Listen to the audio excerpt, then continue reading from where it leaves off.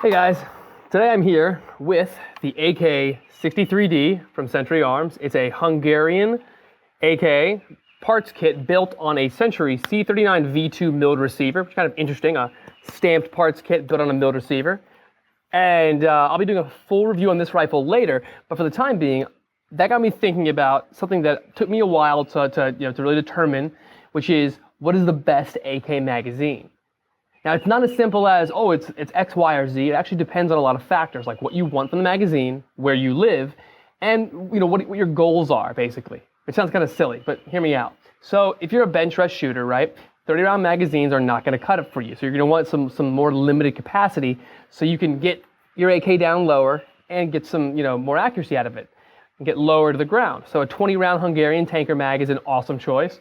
Tapco 20 rounders are good for zeroing your rifle at the range, though I wouldn't trust the Tapco name for their durability in any sort of combat situation. Here's a Tapco right here, the old ones with the ribs on them and whatnot. Here's one of the slab-sided magazines, and I think these Tapco mags, to be honest, if you see, lock in positively, they're easy to use, and they're not the most durable things in the world, and they're fairly cheap. They're good range or good plinking magazines, and they're not very expensive at all. I mean, they can be like $10 to $12. Sometimes, if you're lucky, the original style ones will be like $7 online. Which brings me to my other plinking magazine suggestion. What is this? It's a Plinker Arms 30-round magazine. It's all polymer. There's no metal reinforcements. The follower is kind of sluggish, but effective, and has a metal base plate, so it's got some metal on it. Overall, not super impressed with the quality of the magazine. It does seem to function, but it's $20. So I found out, I picked this guy up at Academy, and for the money, there's better stuff. So if you see one of these in the store and you're thinking, oh man, I can use another magazine, nope, not worth your money. What is worth your money? Comblock steel magazines. Locks up. And in some magazines, or in some magwells, it actually doesn't rattle, like this one. Ooh, amazing. Now, what's awesome about these steel mags is they're plentiful. They can still be found in banned states, because they did exist before the ban. And they last for freaking ever. They're very difficult to break. I've only had one that I've managed to disable, and that was actually, it came from the factory that way. It was the body of the magazine was crushed enough to hinder the follower's progression, but the magazine would still run if only loaded to 16 rounds. So that's not bad, considering it had a giant gash in the side of it. Only downside, heavy, very heavy. Maybe not super heavy when just in your rifle, but when you've got 15 or 20 on your person, these things get stupid heavy, especially when loaded. Better solution?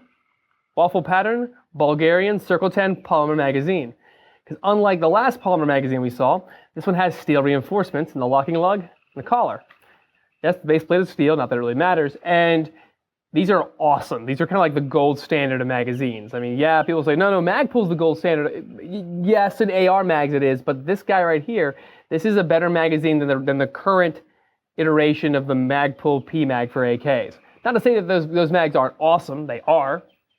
Got one right here. This is the first generation one. It does not have any metal reinforcements. I know the second generation ones are supposed to, and I think these are awesome mags as well. And I think in terms of range mags, you can't beat these things because they have awesome feeding, and I think they have the perfect balance of durability and weight and price. These are not very expensive. They're like $12, $15. These guys have gone up significantly in price in the last couple of years.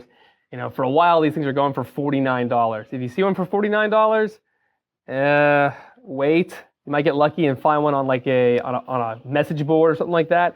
A good price to pay for these, a good deal price is like $30. If you find them for $20, buy all you can afford. But make sure you're buying the ones that have a steel reinforcement in them and they have a Circle 10 on them or a Circle 11.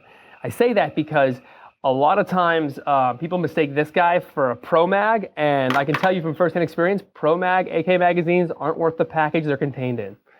Sorry, sucks, but it's the truth. Really cool magazine I love that I can't really justify having other than cool factor, Bakelite magazines. These ones actually do have steel reinforcements, and they're decently durable, lock up tight, and it makes you look and feel like you're in the middle of a Red Dawn movie, which is awesome. This example is actually made in Russia, and it's got the triangle with the arrow inside of it on the bottom. I don't know if you can see that or not. I'm guessing probably not. And it's fed 100%. The only problem is they're a little pricey. I think this was $39, but I paid more for the collector's aspect of it, and I want to use it in photographs too. But it shouldn't detract you from buying one if you want one that, you know, just for either to have or even to use. They're good, reliable magazines. I put them almost on par with steel magazines, and not quite as good as the waffle pattern Bulgarian Circle 10, Circle 11 magazines. Also, don't be afraid to buy a magazine for cheap that you know isn't the best quality if you're only going to use it for plinking. I mean, who cares? You know, treat it like a rented mule, basically. I mean, why not? It's better to treat your junky mags like crap at the range and then get accustomed to running your AK hard than it is to ruin otherwise good mags trying to show off your cool Spetsnaz push-ups, you know? But it all depends on what you can afford and what you want. I didn't mention US Palm because I don't have a lot of experience with those magazines, and I didn't want to recommend a product to you guys that I could only recommend based on hearsay.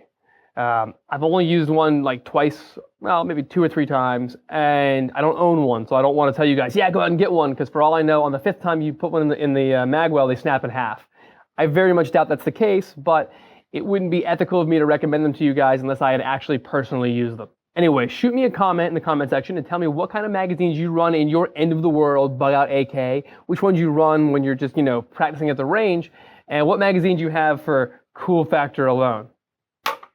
And don't tell me about the drums. Yeah, I know. I didn't mention drums for a reason. They're gimmicky, let's be honest. Some of them run, but for the most part, it sounds like when you're walking around with them, you're running around with a bag full of marbles.